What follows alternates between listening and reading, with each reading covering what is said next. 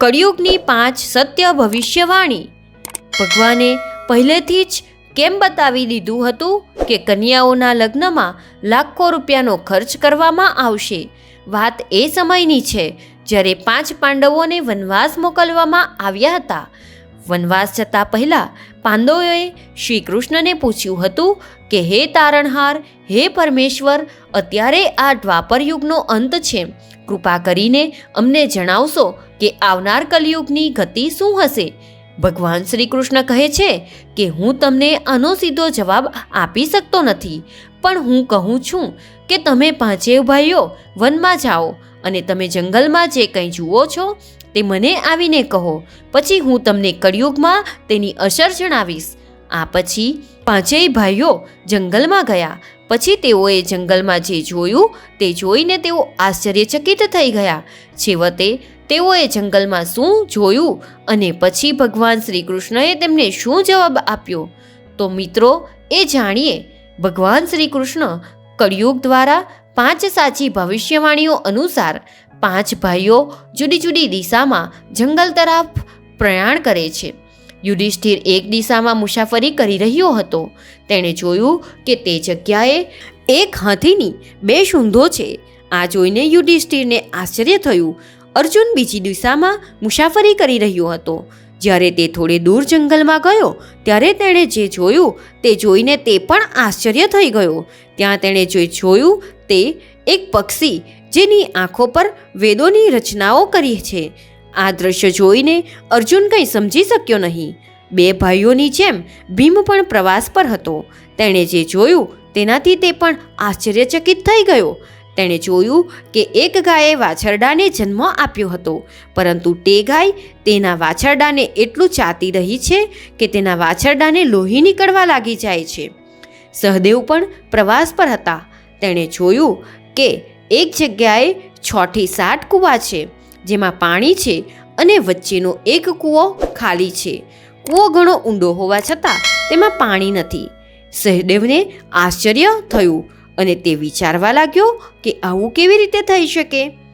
નકુલ પણ પ્રવાસી હતો અને તેણે પણ એક આશ્ચર્યજનક ઘટના જોઈ કે તેની ઉપરથી એક મોટો પથ્થર દેખાયો. એક પહાડ એક ખડક નીચે સરકી રહ્યો છે. તે ખડક વર્ષોથી તે વૃક્ષ સાથે અથડાઈને આગળ વધી રહ્યો છે અને નીચે પડી રહ્યો છે, પરંતુ વિશાળ વૃક્ષ તે ખડકને રોકી શક્યું નહીં. આ સિવાય આ ખડક બીજા ઘણા ખડકો સાથે પણ અથડાય છે. બીજા ખડકો પણ તે ખડકને રોકી શક્યા નહીં. અંતે તે ખડક એક નાના છોડ સાથે અથડાય છે અને છોડ અથડાતા જ અટકી જાય છે.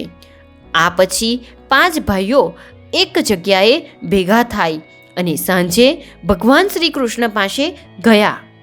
ભગવાન શ્રી કૃષ્ણને તેઓએ પોતાના અનુભવો સંભળાવ્યા. સૌપ્રથમ યુધિષ્ઠિરે કહ્યું કે મેં પહેલી વાર 2 સૂંઢવાળો હાથી જોયો. તે મારા માટે ખૂબ જ આશ્ચર્યજનક હતું.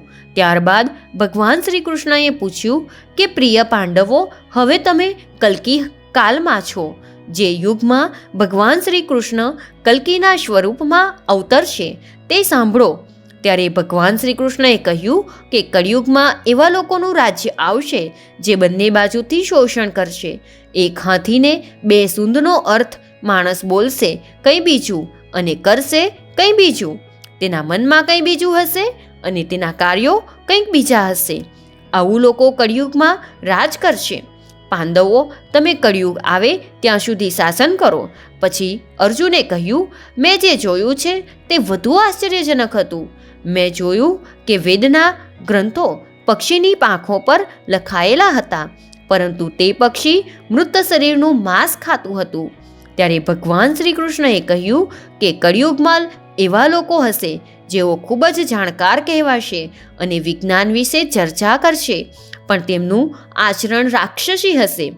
તેઓ મહાન પંડિત અને વિદ્વાન કહેવાશે, પરંતુ તેઓ જોતા રહેશે કે કઈ વ્યક્તિનું મૃત્યુ થાય છે અને ક્યારે આપણા બધા સંબંધીઓ મરી જાય અને મિલકત આપણા નામે થઈ જાય.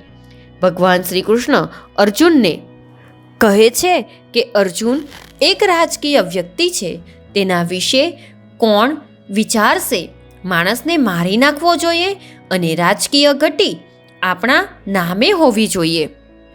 કળિયુગના લોકો દરેક જાતિ અને ધર્મના મહત્વના હોદ્દા પર બેસીને વિચારશે ક્યારે અને કોનું સન્માન કરવું જોઈએ અને કોણે કયા પદથી નીચે ઉતરવો જોઈએ. અને આપણે ગમે તેટલા મોટા હોઈએ તે પદ પર આપણે ચડીને બેસીએ. લોકો હોઈ શકે છે, પરંતુ તેનું ધ્યાન ફક્ત સંપત્તિ અને પદ પર જ હશે, વિપુલતા હશે. કળિયુગમાં આવા લોકો જ રાજ કરશે. અર્જુન પછી ભીમે ભગવાન શ્રી કૃષ્ણને પોતાનો અનુભવ સંભળાવ્યો. ભીમે કહ્યું કે મેં તે ગાય જોઈ છે, તેના વાછરડાને જન્મ આપ્યા પછી તે તેને એટલી ચાટી જાય છે કે વાછરડું લોહી લુહાણ બની જાય છે. તો ભગવાન શ્રી કૃષ્ણ કહે છે કે કળિયુગમાં માણસ બાળકનો પિતા બનશે. કળિયુગમાં માતાનો પોતાના બાળકો પ્રત્યેનો પ્રેમ એટલો વધી જશે કે તેમના વિકાસની તક નહીં મળે, તમને નહીં મળે. તમારું ઘર અશક્તિ અને મોહને લીધે બરબાદ થઈ જશે.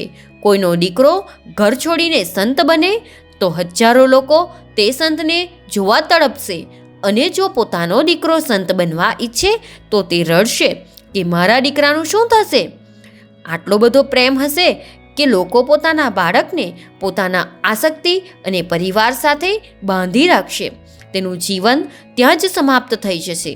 પછી ભગવાન શ્રી કૃષ્ણ ભીમને સમજાવે છે કે દરેક મનુષ્ય માટે એ જાણવું જરૂરી છે કે વાસ્તવમાં છોકરાઓ તારી છે નથી, એ વહુઓની ભરોસો છે, અને દરેક છોકરીઓ તારા જમાઈઓની ભરોસો છે.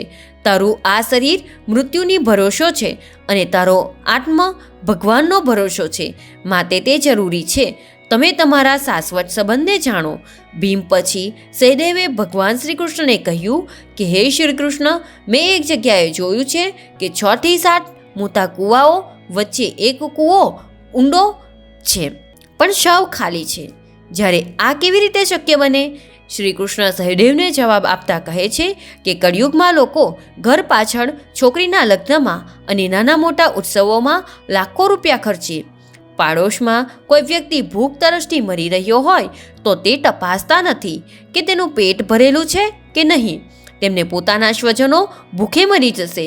તેઓ તેમના સગા સંબંધી અને મિત્રોને મુશ્કેલીઓના સમયે સાથ નહીં આપે. તેઓ તેને આમ જ દુઃખી થતા જોતા રહેશે, અને બીજી તરફ તેઓ આનંદ માણશે. જેઓ ખાય છે, શરાબ અને માંસાહાર, સૌંદર્ય અને ઉજવણી પાછળ પૈસા ખર્ચશે, પણ કોઈના આંસુ લૂછવામાં તેમને રસ નહીં હોય. અન્નનો અર્થ એ છે કે કળિયુગમાં અન્નના ભંડાર હશે, પણ લોકો ભૂખે મરી જશે. આ બંગલો છે, પણ નજીકમાં ઝૂંપડામાં એક માણસ એક જગ્યાએ ભૂખથી મરી જશે. અસમાનતા ચરમસીમાએ હશે. તે જ પુત્ર તેના વૃદ્ધ માતા પિતાને તેમના વૃદ્ધાવસ્થામાં જોશે, અને કેટલાક માતા પિતા તેમના બાળકોમાં ભેદભાવ પણ કરશે. સહદેવ પછી ધન ખાતર નકુલે ભગવાન શ્રી કૃષ્ણને કહ્યું કે મેં જોયું છે, તે તમે પણ જોયું તો તમે આશ્ચર્યચકિત થઈ જશો. મેં જોયું કે પર્વત ઉપરથી એક મોટો ખડક નીચે ઉતર્યો, પણ વૃક્ષોના થડ અને અન્ય ખડકો માટે પણ તે મોટા ખડકને રોકી શક્યા નહીં, પરંતુ એક નાનકડા છોડને સ્પર્શ કર્યો તો તે મોટો ખડક અટકી ગયો. આ ખૂબ જ આશ્ચર્યજનક છે. નકુલે ભગવાન શ્રી કૃષ્ણને કહ્યું, હે શ્રી કૃષ્ણ, હું આ ઘટના સમજી શક્યો નહીં. હવે તમે મને કહો કે કેવી રીતે થયું? આ કેવી રીતે શક્ય છે?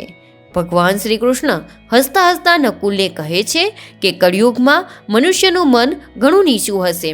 તેમનું જીવન ધનથી, સાંકળોથી અટકશે નહીં, તે સત્તાના વધથી અટકશે. જ્યારે માણસ તેના અંતિમ તબક્કામાં હશે ત્યારે તેમનું જીવન ભગવાનના રૂપમાં સાક્ષાત્કાર થશે કે તેનું આખું જીવન નકામી વસ્તુઓની ચિંતા કરવામાં જ વીતી ગયું. સાચો મોક્ષ તો હરિનું નામ છે. હરિનું નામના નાના છોડમાંથી હરિના નામનો જપ કરવાથી માનવ જીવનના તમામ પાપો નાશ પામશે અને હરિનામ જ મોક્ષનું દ્વાર બનશે. ભક્તો, ભગવાનમાં શ્રદ્ધા રાખો. માણસનું આખું જીવન બ્રહ્મની ઝાડ છે.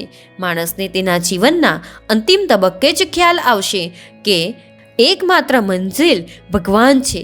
આ જ અંતિમ ચરણ છે. આખી જિંદગીના કર્મોનો હિસાબ એક ઝાટકે બતાવે છે. તેથી કળિયુગમાં મોક્ષ મેળવવાનો એકમાત્ર રસ્તો ફક્ત હરિનું નામ જ છે. મિત્રો, હું આશા રાખું છું કે તમને આ વિડીયો પસંદ આવ્યો હશે. વિડીયો પસંદ આવ્યો હોય તો વિડીયોને લાઈક કરો, શેર કરો અને કોમેન્ટમાં જય શ્રી કૃષ્ણ લખવાનું ભૂલશો નહીં. અને જો તમે અમારી ચેનલ પર નવા હોવ તો ચેનલને સબસ્ક્રાઈબ જરૂરથી કરી લેજો. જય શ્રી કૃષ્ણ. ધન્યવાદ. રાધે રાધે.